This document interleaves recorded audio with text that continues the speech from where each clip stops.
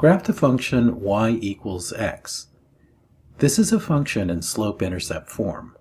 Y equals mx plus b. Start by identifying the y-intercept, b.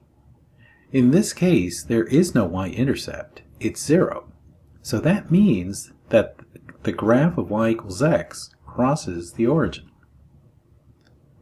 The slope of the line is the coefficient of x. In this case, the slope is 1. This means that starting at the y-intercept, for every one step up, I move one step to the right. One step up, one step to the right. And the reason that I move to the right is because the slope is positive. The line connecting these points is the graph of the equation.